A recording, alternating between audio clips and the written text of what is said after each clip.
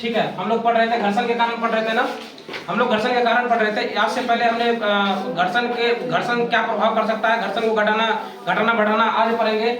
उसके बाद ये पढ़ेंगे कि तरल घर्षण क्या होता है। मुख्यतः दो ही टॉपिक कवर करने वाले हम लोग, एक तो घर्षण को बढ़ाना या घटाना कैसे संभव है, और दूसरा टॉपिक ये पढ़ेंगे कि तरल घर्षण क्या होता है। ठीक है, मोस्टली यही दो टॉपिक आज हम लोग कवर करने वाले हैं। तो सबसे पहले ये देख लो कि घर्षण बढ़ाना या घटाना में सबसे पहले घर्षण बढ़ाना देख लेते हैं। तो जब हमें किसी वस्तु को बेहतर पकड़ या स्थिरता प्रदान करनी हो तब घर्षण का बढ़ाना जरूरी होता है। जब किसी वस्तु को हम लोगों को बेहतर पकड़ करना हो या ये करना हो, स्थिरता प्रदान करना हो, तब हमें वहां पर क्या करना पड़ता है, घर्षण को बढ़ाना पड़ता है। जैसे मान लो कि एक लोहा का बड़ा सा टुकड़ा है, मतलब गोला टुकड़ा है, अब उसको एक जगह पे स्थिर रखना है, तो उसके लिए क्या करना पड़ेगा, उसका वहां का घर्षण बढ़ाना पड़ेगा, तब ना वहां पर जाकर के वो रुकेगा। तो वहां पर क्या करना पड़ता है, उसके घर्षण को वहां पर बढ़ाना पड़ता है ताकि वो वहां से हिल ना पाए, खिसक ना पाए। समझ गए बात को? चलो, पहला पॉइंट इसमें क्या था कि रबरों पर टायर की पकड़, ये एक एग्जांपल है, इसको समझो कि रबरों पर जो टायर की पकड़ है वो सड़कों पर टायर की पकड़, टायरों पर रबर की ग्रिप और सड़कों पर खुरदुरी सतह बनाई जाती है ताकि घर्षण बढ़ जाए। तुम देखना कि जितने भी मोटरसाइकिल के टायर हो गया, साइकिल के टायर हो गया, उसमें ग्रिप जो है काफी ज्यादा रहता है। किसी अगर मतलब रेंजर वाली साइकिल होती है जो आजकल आती है, उसमें देखना कि इतना बड़ा बड़ा बूट होता है ना, वो क्या होती है कि सड़कों और टायर के बीच में वो क्या करे, घर्षण को बढ़ा दे। अब घर्षण बढ़ेगा तो जब ब्रेक लगाया जाएगा तो वो क्या होगा, घर्षण मतलब अच्छे से काम करेगा, वो एक ही बार में रुक जाएगा। अब मान लो किसी साइकिल का चक्का है जिसमें बिल्कुल वो जो बूट रहता है वो बिल्कुल छोटा हो, तो वहां पे क्या होगा कि ब्रेक यहाँ पे मारा और लगा जाकर के वहां पे, तो क्या होगा, घर्षण कम है तो वो चक्का और आगे तक सट जाता है ना। दूसरा है हम लोग खेलों में जूते, तुमने खिलाड़ी का जूता देखा होगा, उसमें बूट इतना बड़ा बड़ा होता है ताकि उसको क्या हो, जो दौड़ने में जो है वो आसानी हो जाए, है ना।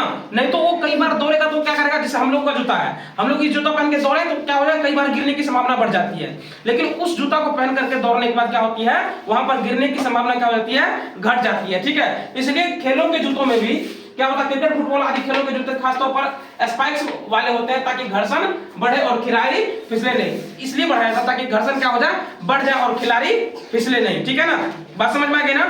ये तो दो एग्जांपल। तीसरा एग्जांपल है सीढ़ियों पर रबर की परत। तुमने कई बार देखा होगा सीढ़ियों पर क्या होती है, रबर की एक चादर बिछाई जाती है ताकि क्या हो कि कई बार हम जब चढ़ते हैं, मान लो कि टाइल्स वाले हमारे सीढ़ी है, उस पर कई बार चढ़ने में ऐसा होता है कि चप्पल में मान लो सोल नहीं है, तो वो क्या होगा, तुम पैर रखो और खिसक करके तुम नीचे पहुंच गया, तो उससे क्या होता है, कई बार हानि पहुंचती है ना। इसलिए रबर वाली चादर बिछाई जाती है ताकि जब हम सीढ़ी पर चढ़े तो हमें कोई दिक्कत ना हो, फिसलने की वहां पे जो घर्षण की क्षमता वो क्या हो जाए, बढ़ जाए, और हमारे गिरने की जो दर है वो क्या हो जाए, घट जाए। समझ गए बात को?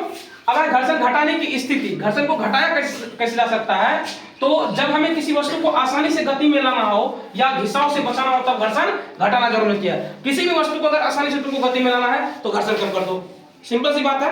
अगर घिसाव कम करना है, मान लो कि चप्पल का घिसाव कम करना है, वहां पर तेल लगा दो, घिसाव कम होगा, लेकिन ये दिक्कत है कि हमारे गिरने की संभावना बढ़ जाएगी, है ना। जो भी गिरने की संभावना ना के बराबर रहती है वो संभावना क्या हो जाएगी, बहुत अधिक मात्रा में बढ़ जाएगी, जिससे हम लोग क्या होंगे, बार बार चप्पल तो कम घिसेगा लेकिन हम लोग गिरने की संभावना, चोट लगने की संभावना क्या हो जाएगी, बढ़ जाएगी। समझ गए ना। तो घर्षण घटाने की स्थिति में पहला पॉइंट हमने पहला जो एग्जांपल लिया है, मशीनों में ग्रीस और तेल। गाड़ियों या मशीनों में ग्रीस या तेल का प्रयोग किया जाता है ताकि घर्षण कम हो और पार्ट्स जल्दी खराब ना हो। जितने भी गाड़ी होते हैं, गाड़ी वाले पार्ट्स होते हैं, उसमें देखना कि अक्सर लोग क्या करते हैं, तो ग्रीस का इस्तेमाल करते हैं या तेल का इस्तेमाल करते हैं, ताकि अगर घर्षण हो भी तो वो पार्ट्स जल्दी खराब ना हो, इसलिए उसमें तेल या ग्रीस लगाया जाता है। समझ गए बात को? अगला है बर्फ पर स्केटिंग। स्केटिंग समझते हो तुम लोग? अच्छा, बर्फ पे चलते देखा है, वो जो एक स्लाइड करने वाला होता है, देखा है तुम लोगों ने, मूवी में देखा होगा, उसको समझो तुम।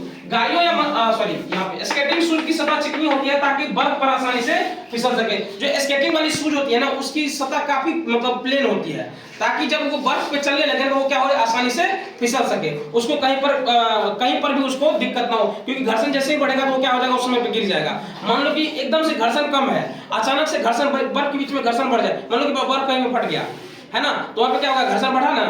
अब वहां पर अगर अचानक से उसका जूता चला जाए तो वहां पर क्या हो जाएगा, वो गिर जाएगा। तो बर्फ पर चलने के लिए, बर्फ पर स्केटिंग करने के लिए क्या होना चाहिए, शूज में घर्षण बिल्कुल कम होना चाहिए, है ना। अगला है एरोप्लेन के डिजाइन। ध्यान से देखना, ये यहाँ पर खास करके इसका प्रयोग होता है। हवाई जहाज को इस तरह डिजाइन किया जाता है कि हवा के साथ कम से कम घर्षण हो और वह अधिक गति प्राप्त कर सके।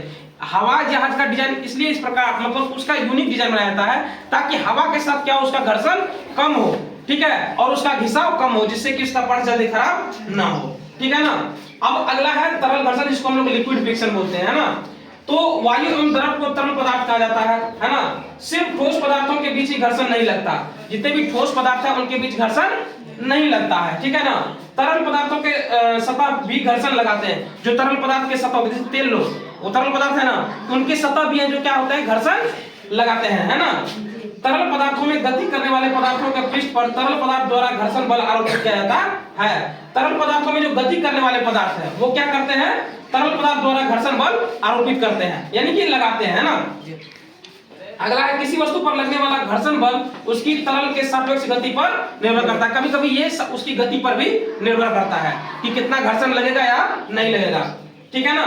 अगला है कर्षण किसको कहते हैं, जिसको हम लोग ट्रैक्शन बोलते हैं। तो तरलों द्वारा लगाए गए घर्षण बल को हम लोग क्या कहते हैं, कर्षण कहते हैं। जो तरल द्वारा जो लगाए गए घर्षण बल है ना, उसी को हम लोग क्या कहते हैं, कर्षण कहते हैं। तरल द्वारा कोई नहीं कोई तो बल लगाया था होगा ना, उसी को हम लोग क्या कहते हैं, कर्षण कहते हैं, ठीक है। अगला है घर्षण बल वस्तु की आकृति तथा तरल की आकृति प्रकृति पर भी निर्भर करता है। घर्षण बल दो चीजों पर निर्भर करता है, एक तो आकृति, दूसरा उसकी प्रकृति कैसी है, इस पर क्या होता है, ये निर्भर करता है, घर्षण बल निर्भर करता है ना। लास्ट पॉइंट हमारा, विरल माध्यम की अपेक्षा सघन माध्यम में घर्षण बल का मान अधिक होता है। जो विरल माध्यम है उसकी अपेक्षा अगर तुम देखोगे तो सघन माध्यम में जो घर्षण बल है इसका मान अधिक होता है। ऐसा क्यों होता है, तो तुम जब 10th में जाओगे तो वहां पर तुमको सघन माध्यम और विरल माध्यम डिटेल से पढ़ने के लिए, वहां पर न्यूमेरिकल बनाने के लिए भी है कि अगर कोई किरण आती है सघन माध्यम से विरल माध्यम में जाती है तो क्या होती है, वहां पर तुम लोग को ये डिटेल से पढ़ने के लिए।